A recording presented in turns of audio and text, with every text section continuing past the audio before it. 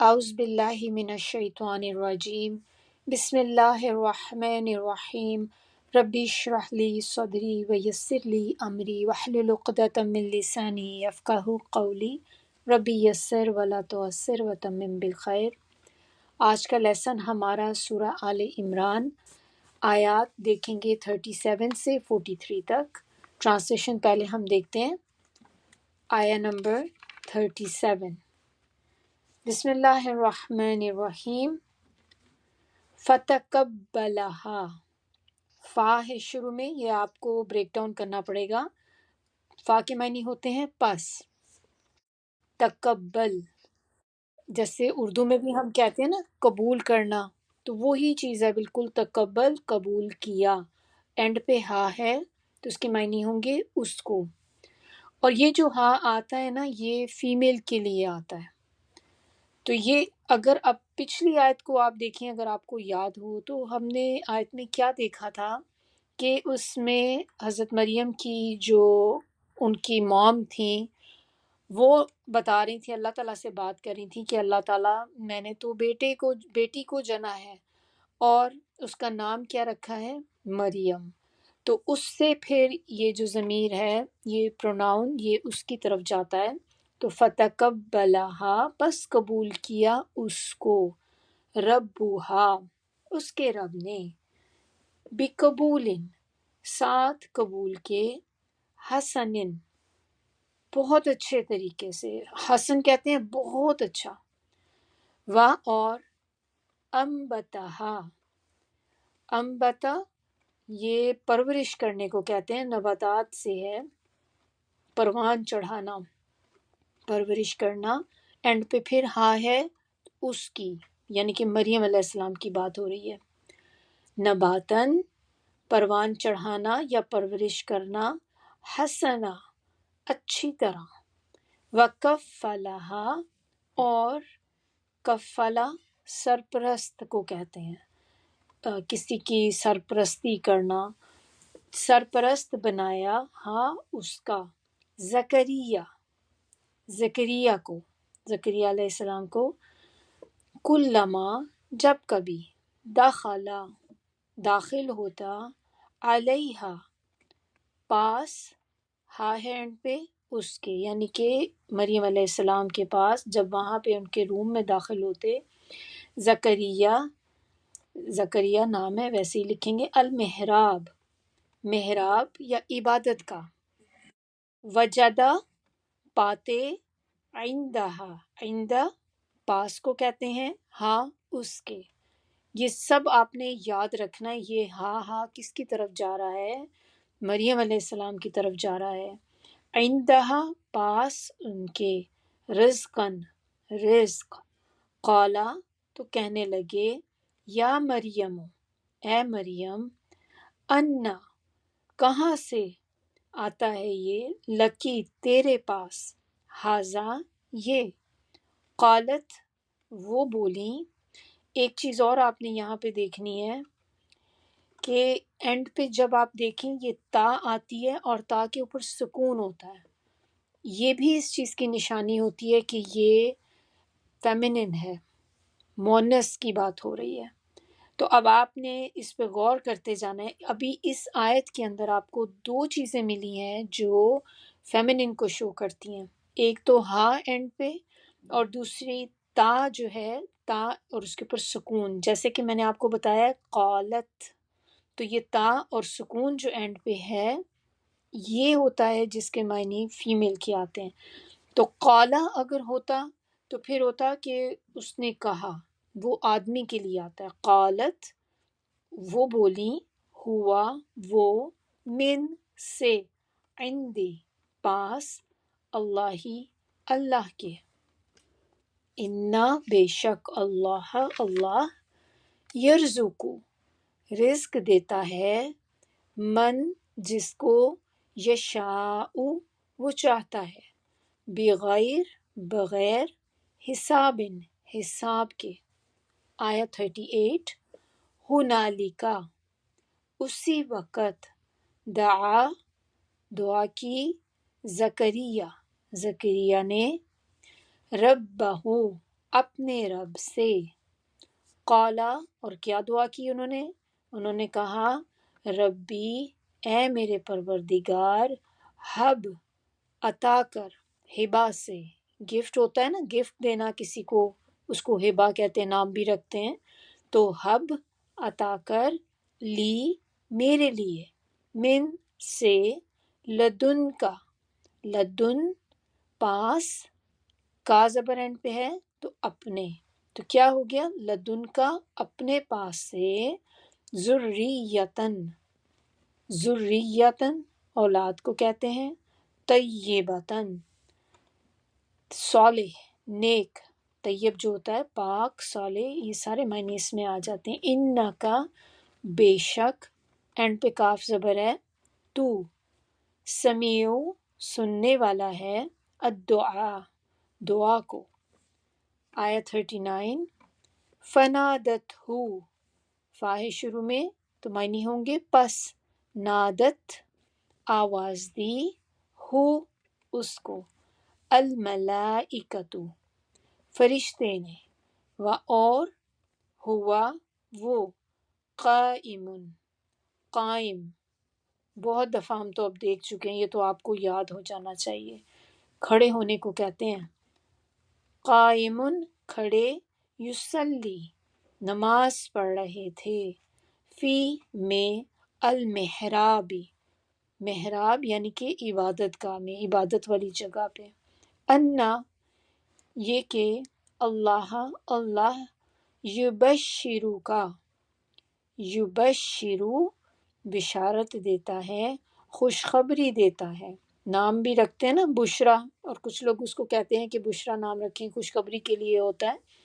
تو یبشرو، اینڈ پہ کاف زبر ہے، کا، بشارت دیتا ہے تجھے، بیحییٰ، با ہے شروع میں تو ساتھ، یحییٰ، یحییٰ کے، مصدقاً، تصدیق کرنے والا، بکلماتن، ایک کلمے کی، من اللہ، سے اللہ. من کے معنی ہوں گے سے، اللہ ہی اللہ.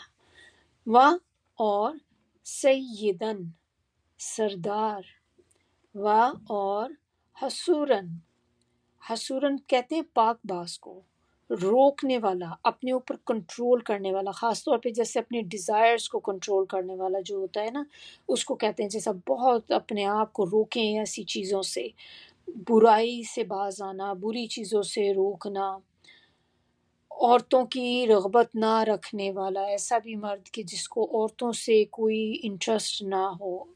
ونبیًا، اور پیغمبر، من، سے، الصالحین، صالحین یعنی کہ نیک لوگ. آیا 40. قالا، کہا، ربی، اے میرے پروردگار. یہ کیسے ہمیں پتہ چلتا ہے کہ یہ اس میں میرے کا آ رہا ہے؟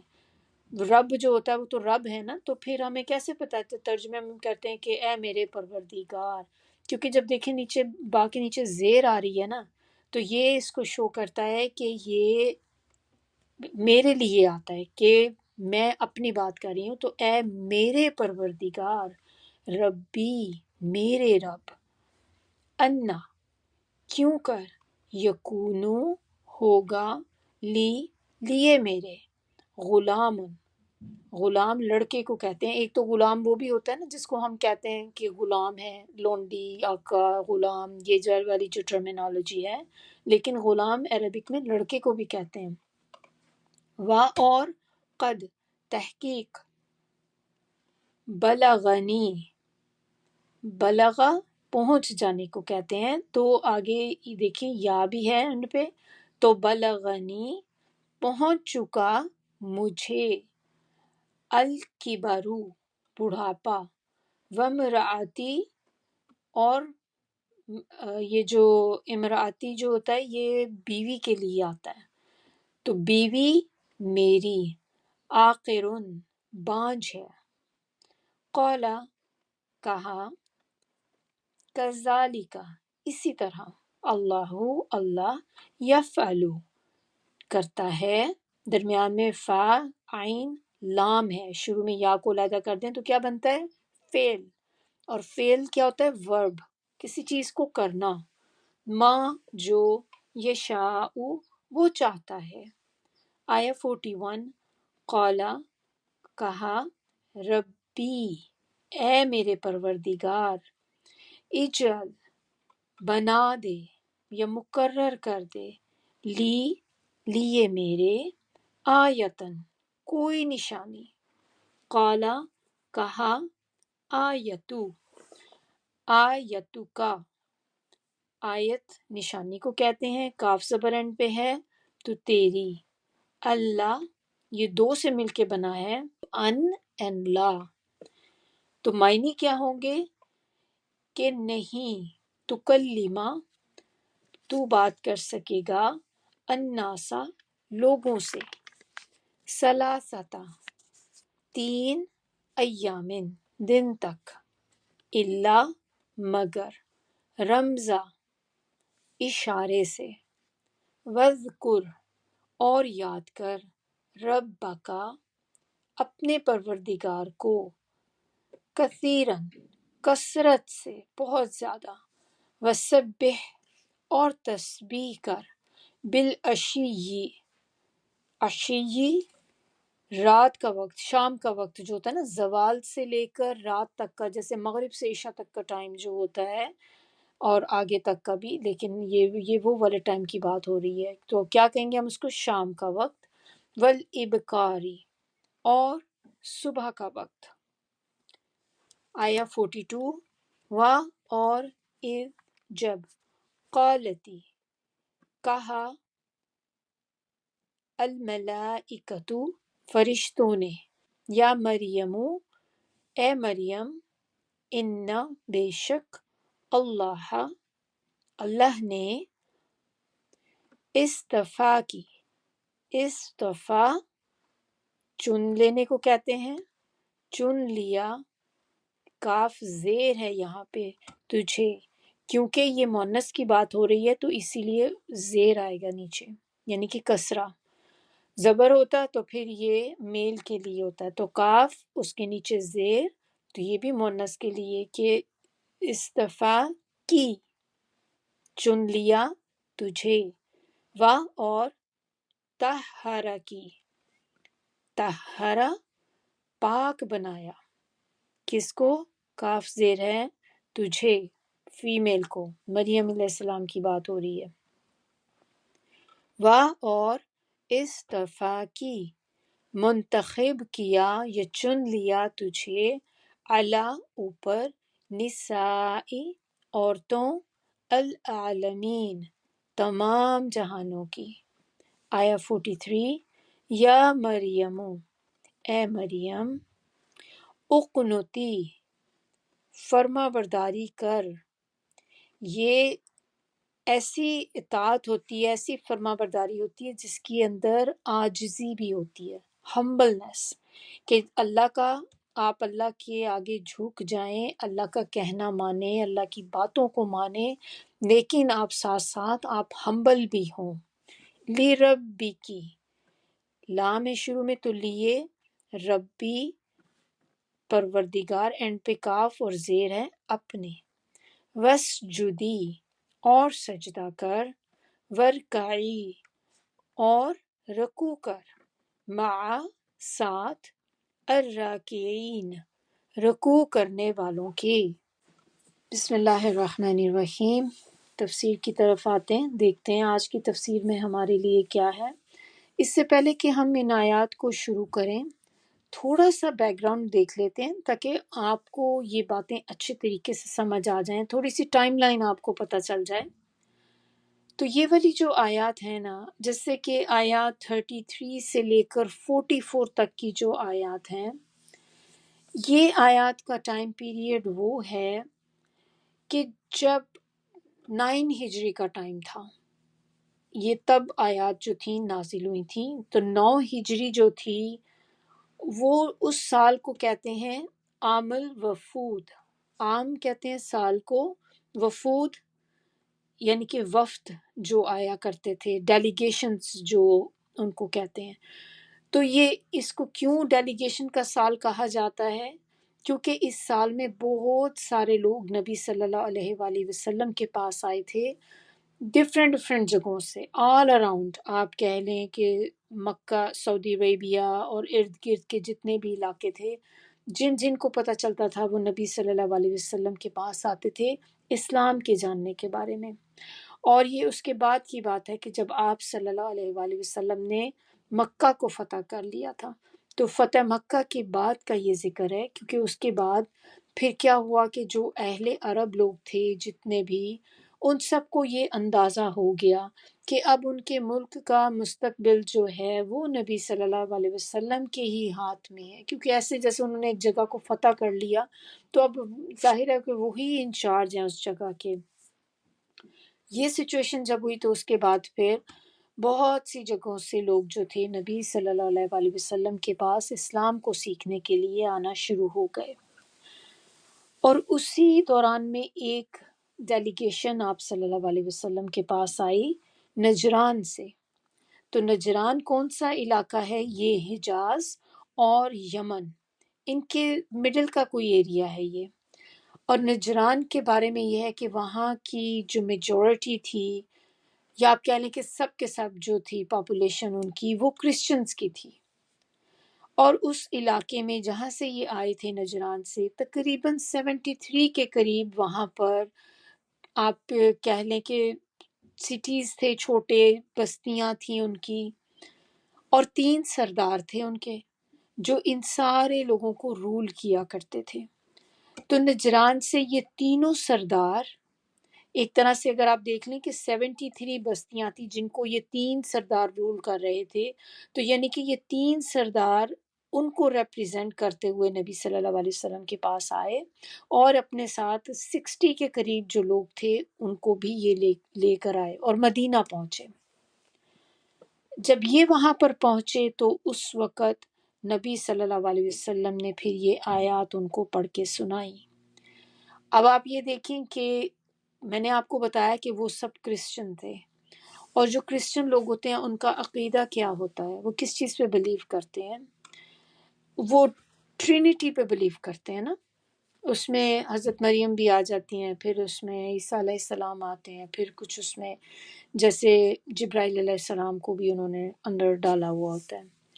تو یہ چونکہ ان کا عقیدہ اس طرح کا تھا، وہ حضرت عیسیٰ علیہ السلام، حضرت مریم کا، تو آپ دیکھیں کہ سبحان اللہ، اللہ تعالیٰ نے کس طرح سے موقع کی مناسبت سے کس طرح کی آیات ان کے لیے اتاری، تاکہ ان کو پتہ چل جائے کہ وہ جس چیز پہ بلیو کرتے ہیں وہ کیا چیز ہے۔ تو ان آیات میں جو بات ہو رہی ہے عمران علیہ السلام، ان کی بیوی اور بیٹی مریم علیہ السلام کے بارے میں، اور اسی مریم سے پھر حضرت عیسیٰ علیہ السلام جو تھے ان کی پیدائش ہوئی۔ چونکہ یہ وفد جو تھا یہ کرسچن تھے یہ لوگ، تو پھر آیات میں بالکل اسی طرح کی اللہ تعالیٰ نے نازل کی، اور ان کے عقیدے میں جو فالٹ تھا، جو غلطی تھی ان کے عقیدے کی، کہ وہ عیسیٰ علیہ السلام کو اللہ کا بیٹا مانتے تھے۔ تو یہاں پر بتانے کا مقصد اب ان آیات میں کہ وہ بھی انسان ہیں اور اللہ کے پیغمبر ہیں، جیسے باقی پیغمبر تھے اسی طرح یہ بھی ہیں۔ اور اس کو ہم نے دیکھا تھا جو آیت میں، آیا نمبر 33 میں ہم نے دیکھا تھا، جب اللہ تعالیٰ نے بتایا کہ بے شک اللہ نے چن لیا آدم علیہ السلام کو، نوح علیہ السلام کو، آل ابراہیم اور آل عمران کو۔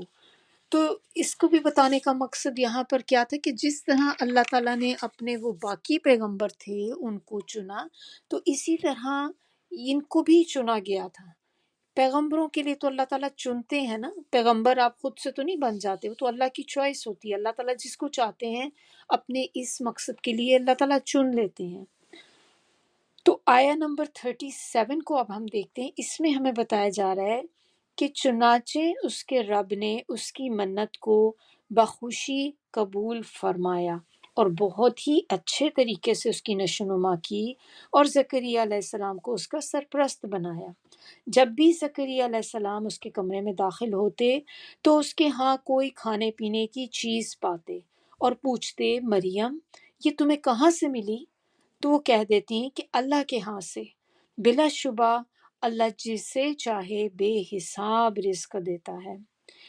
تو ہوا کیا تھا اب کہ مریم علیہ السلام کی جب پیدائش ہوئی تو اس کے بعد حضرت مریم جب کچھ تھوڑے شعور کو پہنچی، اس قابل ہو گئیں کہ وہ ہیکل میں جا کے رہ سکتی ہیں۔ ہیکل وہ جگہ تھی، آپ کہہ لیں جیسے عبادت گاہ تھی نا ان لوگوں کی، تو وہاں پر لوگ رہا بھی کرتے تھے اور وہیں پہ ان کی نمازیں وغیرہ ہوا کرتی تھیں۔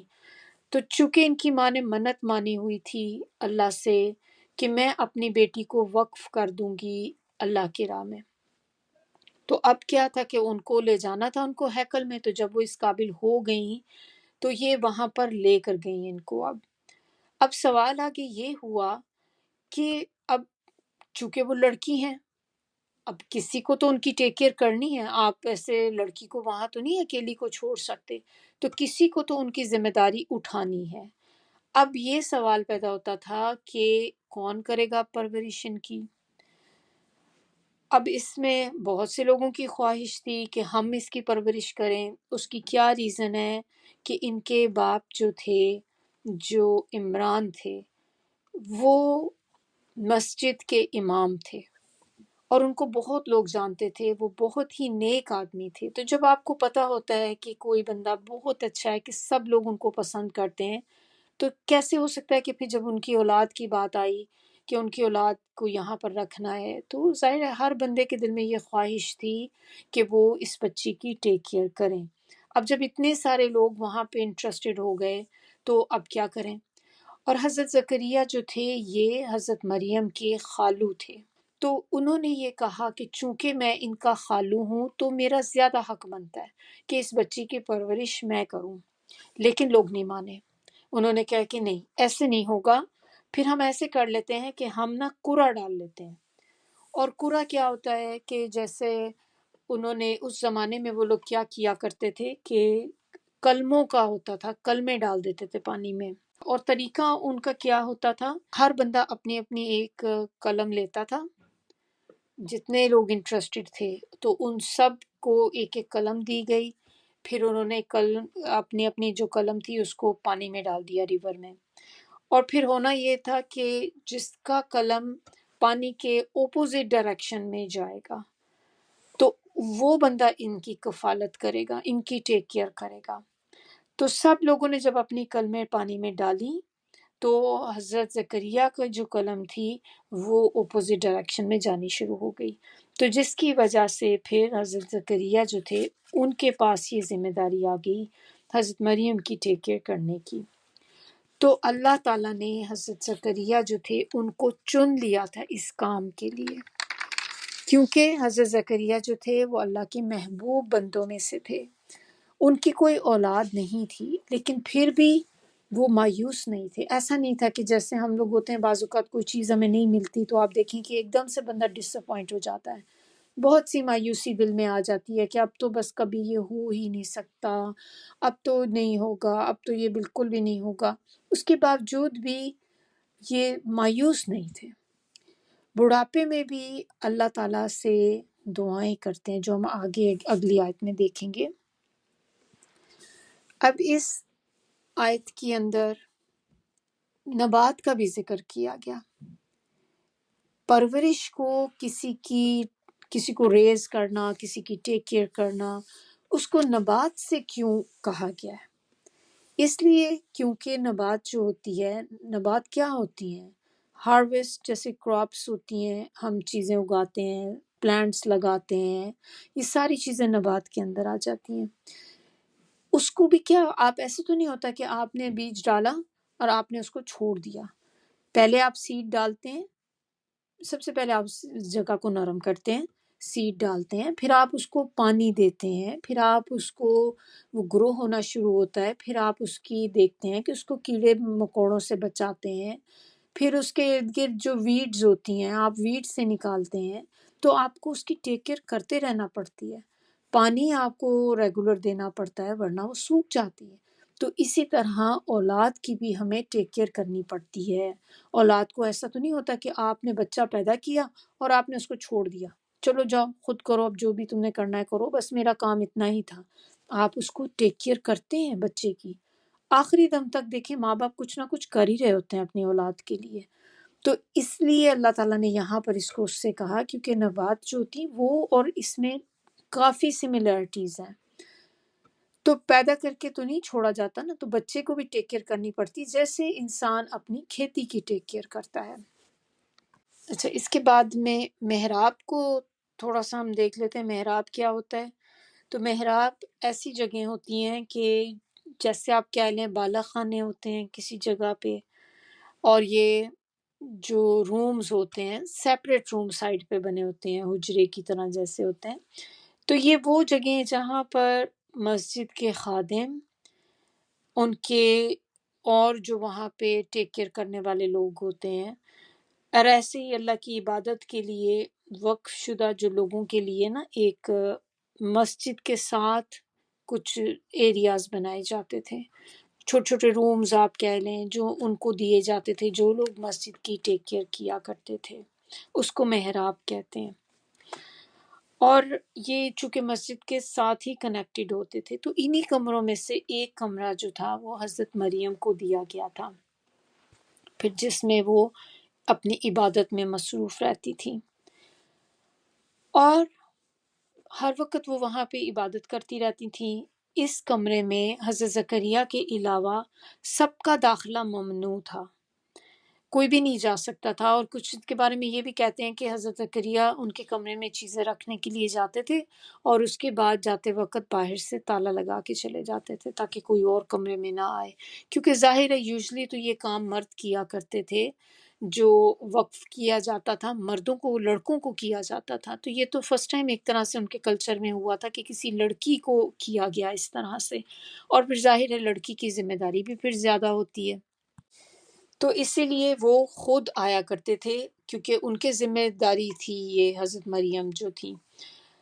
تو کیا بعض اوقات کیا ہوتا تھا کہ وہ جب ان کے کمرے میں کھانے پینے کی چیزیں لے کر آتے تھے تو وہ کیا دیکھتے تھے کہ مریم علیہ السلام کے پاس بہت سا سامان پڑا ہوا ہے، جیسے کھانے پینے کا سامان، کہ ان کو اتنی حیرانگی اس بات پہ ہوتی تھی کہ میرے علاوہ تو کمرے میں کوئی آتا نہیں، اور کھانے پینے کی چیزیں بھی میں ہی لے کر آتا ہوں، میں ہی یہاں پہ ڈیلیور کرتا ہوں اس کے پاس، تو یہ چیزیں کہاں سے آ گئیں؟ یہ کھانا اس کو کون دے کے جاتا ہے؟ یہ میں تو نہیں لے کر آیا.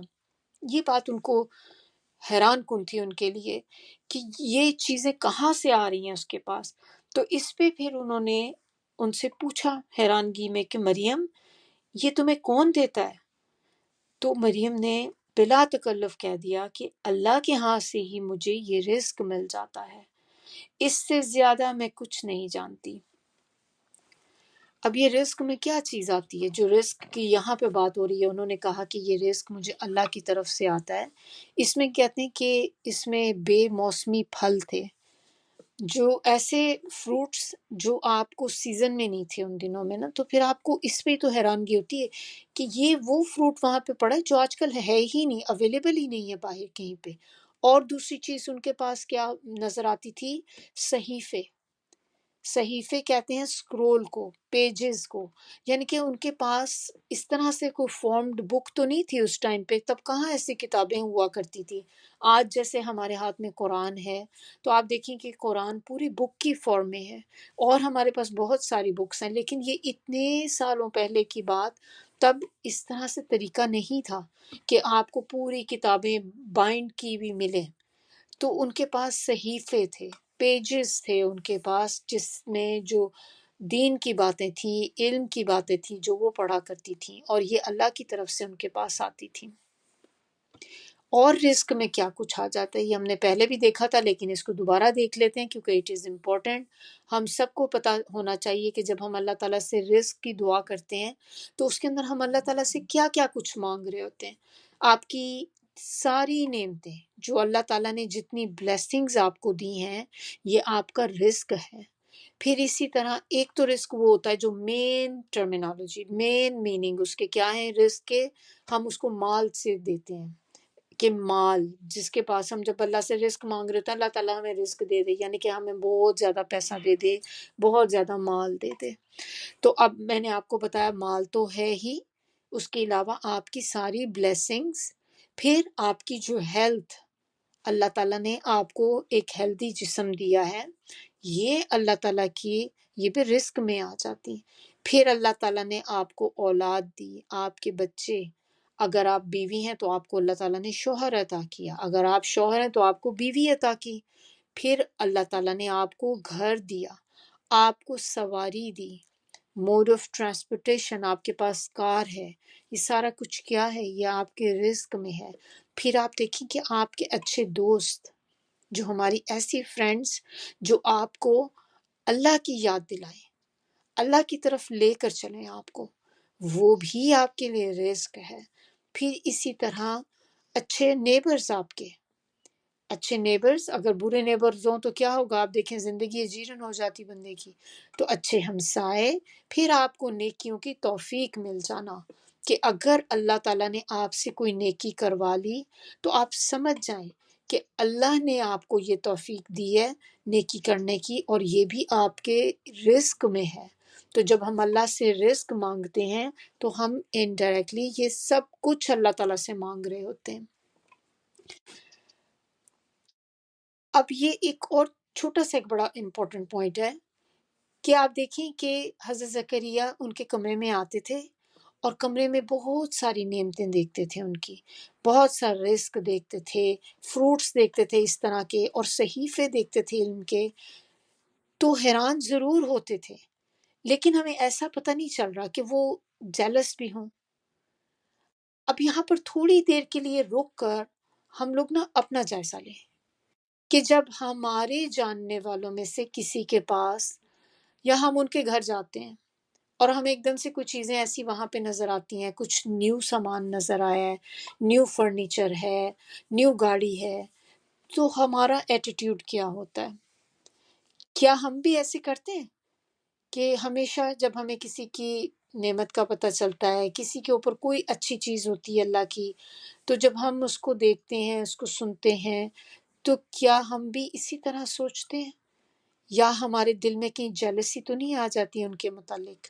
تو یہ ہمیں یہاں سے جو ایک لیسن یہ بھی ملتا ہے کہ آپ دوسروں کی نعمتیں آپ دیکھیں، آپ اس کو دیکھ کے خوش بھی ہو سکتے ہیں، آپ اس کو دیکھ کے حیران بھی، ظاہر سی بات ہے کہ بعض اوقات انسان سوچتا ہے کہ یہ تو ان کے پاس تو ایسے کوئی تھا بھی نہیں، جیسے پیسے کچھ نہیں تھے ان کے پاس، مال نہیں تھا اتنا، پتہ نہیں ان کے پاس یہ چیزیں کہاں سے آ گئیں۔ تو آپ حیران ہو سکتے ہیں، لیکن آپ جیلس نہیں ہو سکتے۔ حسد جو ہوتا ہے نا، جیلسی، حسد، یہ کہتے ہیں کہ نیکیوں کو ایسے کھا جاتا ہے جیسے آگ کھا جاتی ہے لکڑی کو۔ تو اس لیے ہم نے اپنے آپ کو ایسی فیلنگ سے، نیگیٹو فیلنگ سے بچانا ہے۔ خوش ہوں دوسرے کی نعمت دیکھ کے، دعا دیں آگے سے کہ اللہ تعالیٰ اور بڑھائے۔ اس سے کیا ہوتا ہے کہ ایک تو ان کو نظر سے بھی بچتے ہیں جو ایول آئی ہوتی ہے، اس سے اللہ تعالیٰ بچا لیتے ہیں، اور دوسرا آپ کے لیے بھی اجر لکھا جاتا ہے، کیونکہ ہم سب کو اپنے اپنے دل جو ہے نا ان کو صاف کرنا ہے۔ آیہ نمبر 38۔ اب اس آیت کے اندر بتایا جا رہا ہے کہ جب حضرت زکریا نے مریم کا یہ جواب سنا، جیسے انہوں نے کہا تھا نا کہ یہ اللہ جس کو چاہے عطا کرتا ہے، اللہ کی طرف سے آیا ہے یہ سب کچھ، تو یہ سننے کے بعد انہوں نے اپنے رب سے دعا کی کہ اے میرے رب، مجھے اپنی جناب سے نیک اور پاکیزہ سیرت اولاد عطا کر، تو ہی دعا سننے والا ہے۔ تو حضرت زکریا بے اولاد تھے، خود بھی بوڑھے تھے، ضعیف تھے، اور ان کی بیوی جو تھی وہ بانجھ تھی، یعنی کہ اس کو کبھی اولاد نہیں ہو سکتی تھی، اور اب ان کو ایک طرح سے ایج کے اس ایج میں وہ پہنچ چکے تھے کہ اب ان کو کوئی توقع بھی نہیں تھی۔ جیسے اب ہمارے اس طرح سے آپ کہہ لیں کہ کوئی عورت جو ہوتی ہے اب مینوپاز ہو گیا اس کو، اب اس کے بعد تو ظاہر ہے اس کے بچے نہیں ہو سکیں گے نا، تو پھر وہ امید بھی نہیں رکھے گی اس چیز کی کہ اس کو کبھی یہ بچے ہو بھی سکیں گے۔ اور اسی طرح اگر مرد بھی بہت زیادہ بوڑھا ہو، بہت ہی ضعیف ہو، تو ظاہر ہے کہ وہ ایک طرح سے ان کے دل میں اب وہ توقع نہیں ہوگی کہ کبھی اب یہ کام ہو بھی سکتا ہے، جب ہونا تھا تب تو ہوا نہیں، تو اب اتنے بڑھاپے میں کیسے ہوگا؟ لیکن خواہش پھر بھی تھی دل میں۔ ظاہر ہے کہ جب آپ بے اولاد ہوتے ہیں تو آپ کو اولاد کی خواہش تو ہمیشہ رہتی ہے کہ کاش آپ کی بھی کوئی اولاد ہوتی جو آپ کے بعد آپ کا نام لینے والی ہوتی۔ تو یہ بھی اللہ تعالیٰ کی بہت بڑی نعمت ہے، اولاد، چاہے بیٹا ہو چاہے بیٹی ہو۔ اب جب انہوں نے حضرت مریم کے اندر یہ چیزیں دیکھیں، ان کی تربیت میں ان کو غیر معمولی نشانیاں نظر آئیں، اور یہ قدرت دیکھ کر کہ کس طرح اللہ تعالیٰ نے ان کے پاس بے موسمی پھل، علم کی چیزیں اللہ تعالیٰ ان کو دے رہا ہے، یہ ساری چیزیں جب انہوں نے دیکھی تو دیکھ کر اس سے پھر ان کے دل میں خواہش اور زیادہ ہو گئی، اور پھر انہوں نے اللہ تعالیٰ سے دعا فرمائی۔ اور یہ دعا جو ہے نا، یہ اگر کسی کے اولاد نہیں ہے تو یہ بہت زبردست دعا ہے کہ آپ اس دعا کو پڑھنا شروع کر دیں تو انشاءاللہ اللہ تعالیٰ آسانیاں کریں گے۔ یہ جو دعا ہے نا، ربی حبلی من لدنک ذریۃ طیبہ انک سمیع الدعا، یہ آپ کے جاننے والوں میں بھی اگر کوئی ہو کہ آپ کو پتہ ہے جن کے اولاد نہیں ہے تو آپ ان کو بتائیں تاکہ وہ پڑھیں اس کو زیادہ سے زیادہ، اور جو بھی کوئی پڑھے گا تو آپ کو پتہ ہے کہ یہ آپ کے لیے صدقہ جاریہ بن جائے گی چیز، کیونکہ یہ ڈائریکٹ ایک قرآن کی آیا ہے۔ تو جب آپ بتاتے ہیں تو وہ جب پڑھیں گے ان کو بھی اجر ہوگا، اور اس کے ساتھ ساتھ آپ کو بھی اس کا اجر ملے گا۔ تو اپنے فیملی میں، اپنے جاننے والوں میں اگر کوئی ایسے ہیں، یا خاص طور پہ یہ وہ بھی ہو سکتے ہیں کہ جیسے کوئی اگر پریگننٹ ہے تو پھر اس کو بھی آپ بتا سکتی ہیں کہ کتنی خوبصورت دعا ہے کہ یہ آپ یہ دعا پڑھیں کہ اللہ تعالیٰ نیک اولاد عطا کریں۔ حب میں نے آپ کو بتایا تھا تحفے کو کہتے ہیں، ہبہ جس طرح نام ہوتا ہے، اور ذریتن طیبہ، ذریتن یہ تو کہتے ہیں اولاد کو کہتے ہیں، اور طیبہ پاک، اچھی، نیک، اس کے اندر نا ظاہری اور باطنی دونوں خوبیاں ہوتی ہیں۔ یہ طیب کا جو ورڈ ہے نا، تو اگر آپ بچے کے لیے یہ ورڈ یوز کرتے ہیں تو پھر آپ دیکھیں کہ آپ اللہ تعالیٰ سے کیا مانگ رہے ہیں کہ اللہ تعالیٰ اس کو ظاہری طور پہ اور باطنی طور پہ دونوں میں وہ پاکیزہ ہو، نیک ہو، نیک سیرت ہو۔ اور یہ ایسے اولاد کو کہتے ہیں جس کے بارے میں یہ آتا ہے ذریۃ طیبہ، وہ اولاد جس کو دیکھ کر انسان کا دل خوش ہو جائے، نیک، صالح، پاک کردار، پاک عمل، پھر اس میں دماغی پاکیزگی بھی آتی ہے اور جسمانی پاکیزگی بھی آتی ہے، یعنی کہ آپ جسم سے بھی اپنے آپ کو، اپنی ہائیجین کا خیال رکھنے والے ہوں، اپنی ٹیک کیئر کرنے والے ہوں، اور پھر آپ اپنے دل کا بھی خیال کرنے والے ہوں کہ آپ کا دل اور دماغ جو ہے وہ صاف ستھرا ہو، ایسا نہ ہو کہ پولوٹیڈ ہو بری چیزوں کے ساتھ، کہ جیسے ہم نیگیٹو تھنکنگ کرتے رہتے ہیں، بعض اوقات غلط چیزیں دیکھتے رہتے ہیں، غلط چیزیں دل میں آتی ہیں، دماغ سے غلط چیزیں سوچ رہے ہوتے ہیں، تو یہ ساری چیزیں جو ہے نا، یہ نیگیٹو تھنکنگ، تو ان سے پاک کہ وہ اس طرح کی چیزیں پھر اس کے دل میں نہیں آتی۔ آیا نمبر 39، پھر جب زکریا محراب میں کھڑے ہو کر نماز ادا کر رہے تھے تو انہیں فرشتوں نے پکارا اور کہا کہ اللہ تعالیٰ آپ کو یحییٰ کی خوشخبری دیتا ہے جو اللہ کے ایک کلمے یعنی کہ عیسیٰ علیہ السلام کی تصدیق کرے گا، وہ سردار ہوگا، اپنے نفس کو روکنے والا اور نبی ہوگا، اور وہ بہترین کردار کا مالک ہوگا۔ اچھا، اس آیت میں اب اللہ تعالیٰ نے زکریا علیہ السلام کی دعا کو قبول فرما لیا، اور جب وہ نماز پڑھ رہے تھے محراب میں کھڑے ہو کر تو فرشتے ان کے پاس آئے اور فرشتوں نے ان کو بیٹے کی خوشخبری دی۔ پھر اللہ تعالیٰ نے اس بیٹے کا نام بھی یحییٰ خود ہی تجویز کیا اور اس کی صفات بھی بیان کر دی کہ اللہ تعالیٰ نے، دیکھیں کہ جب آپ اللہ سے دعا کرتے ہیں پھر ڈیپینڈ کرتا ہے کہ کس نیت سے آپ نے دعا کی ہے، کتنی سنسیئرٹی کے ساتھ آپ نے دعا کی ہے، کہ جب آپ دعا کرتے ہیں اللہ تعالیٰ سے اس امید پہ کہ ہاں میری دعا قبول بھی ہوگی، اور پورے توجہ کے ساتھ آپ اللہ سے مانگتے ہیں تو پھر اللہ تعالیٰ آپ کو بہترین دعا کا جو ہے جواب دیتے ہیں۔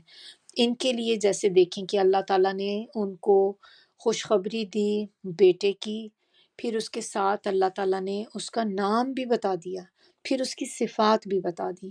تو اب ہم وہ صفات دیکھ لیتے ہیں جو اس آیت میں اللہ تعالیٰ نے بتائیں۔ کہ کیا چیزیں اللہ تعالیٰ ان کو اولاد دیں گے، اور اس کا نام کیا ہوگا؟ یحییٰ۔ پہلی چیز ہے یہ کہ اس کا نام اللہ تعالیٰ نے خود ہی بتا بھی دیا کہ یحییٰ نام ہوگا اس کا، اور پھر یہ بھی بتایا کہ یہ آج سے پہلے تک کسی انسان نے یہ نام نہیں رکھا، یہ فرسٹ نیم ایور تھا یحییٰ، جو اس کے بعد سے پھر اب تو باقی آپ کافی لوگوں میں سنتے ہیں، لیکن اس سے پہلے یہ نام کسی انسان میں نہیں تھا۔ دوسری چیز اس میں کیا ہے، صفت کوالٹی کہہ لیں، کہ وہ یحییٰ جو ہوں گے وہ کلمت اللہ یعنی کہ حضرت عیسیٰ علیہ السلام کی تصدیق کریں گے۔ نمبر 3، وہ بنی اسرائیل کا سردار ہوگا اور اس قوم کی خراب حالت کی اصلاح کرے گا۔ نمبر 4، وہ حسور ہوگا۔ حسور یعنی کہ نہ تو اس کو عورتوں کی کچھ رغبت ہوگی اور نہ ہی گناہوں کی طرف ان کی کوئی رغبت ہوگی۔ اور پھر اس کے بعد 5 پوائنٹ ان کی جو کوالٹی وہ کیا اللہ تعالیٰ نے بتائی کہ وہ نبی بھی ہوگا۔ نمبر 6، صالحین میں سے ہوگا، پاک لوگوں میں سے ہوگا۔ اب آیا نمبر 40۔ اب یہاں تک تو ہم نے دیکھ لیا کہ جو کوالٹیز اللہ تعالیٰ نے بتا دیں۔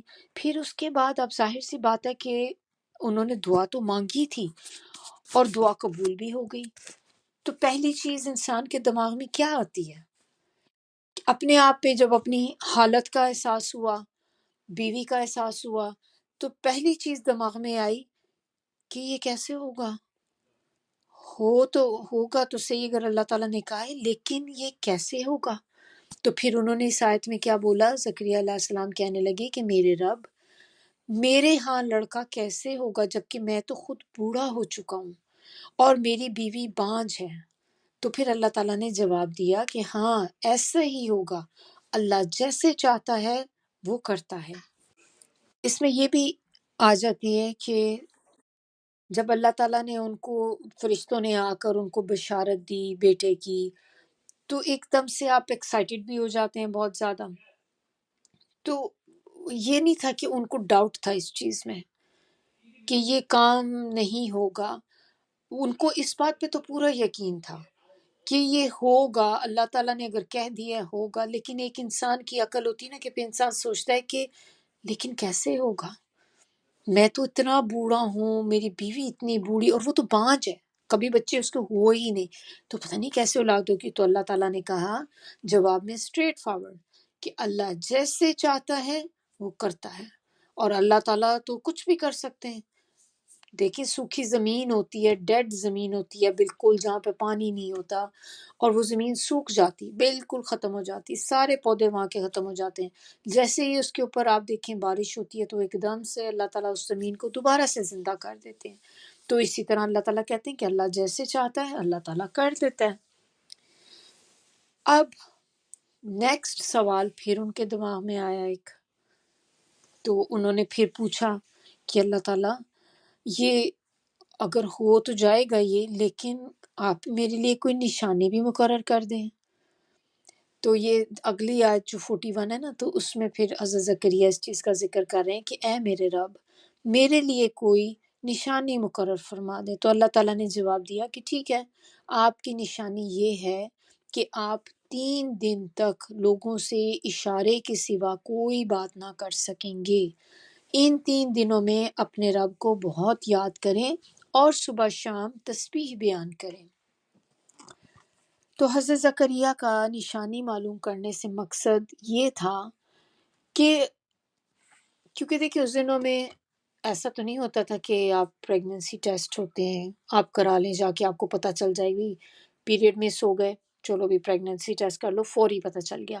اس ٹائم پیریڈ کا آپ سوچیں نا جس کی ہم بات کر رہے ہیں یہاں پہ، کہ تب تو ایسی کوئی چیز نہیں ہوتی تھی، تو پھر کیسے پتہ چلتا تھا پریگننسی کا؟ ظاہر ہے وہ جب ٹائم گزرتا پھر اس کے ساتھ تھوڑا سا اندازہ ہوتا تھا۔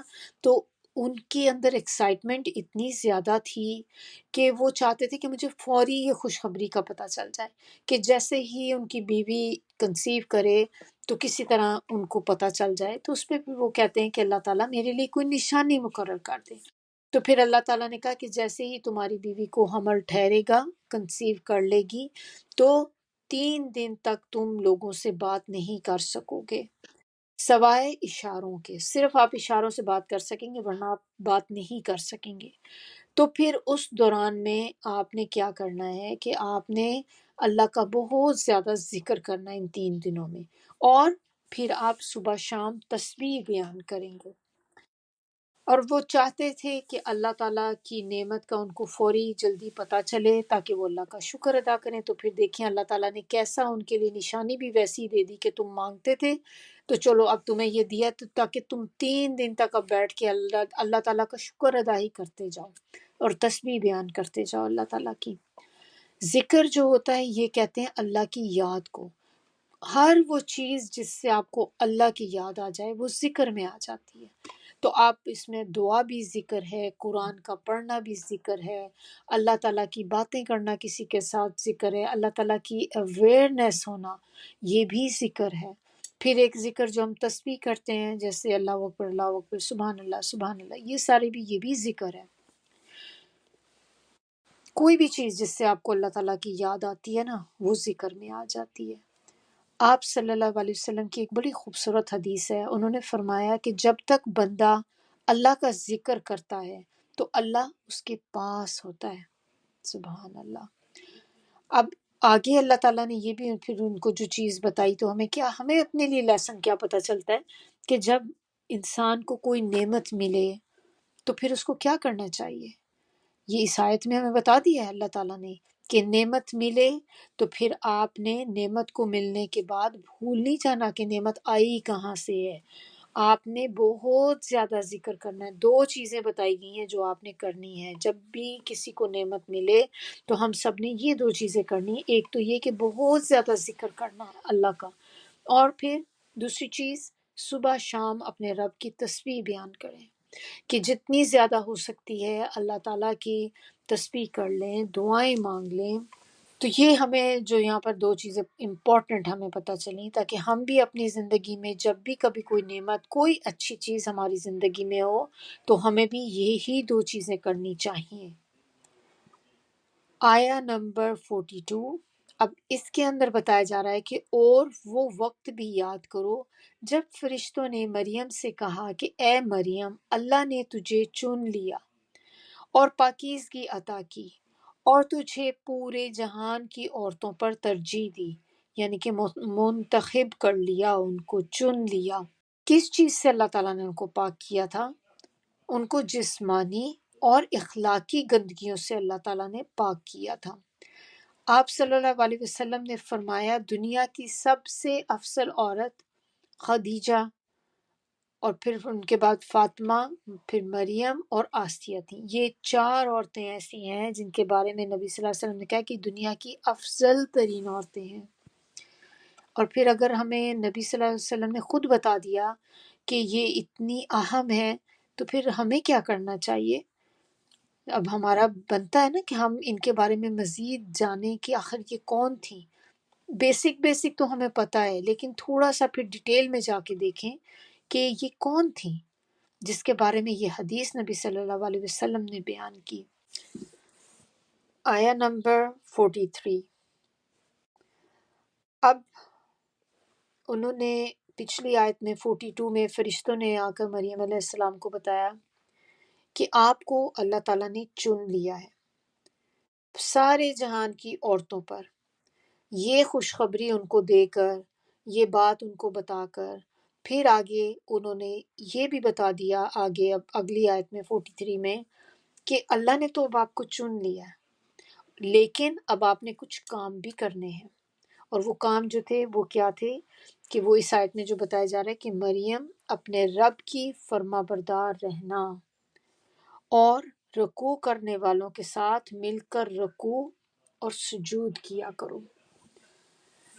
یعنی کہ 3 چیزیں اس آیت میں بتائی جا رہی ہیں کہ جب آپ کو اللہ تعالیٰ نے چن لیا کسی کام کے لیے، آپ کو ترجیح دی سارے جہان کی عورتوں پر، تو اب آپ نے 3 چیزیں کرنی ہیں۔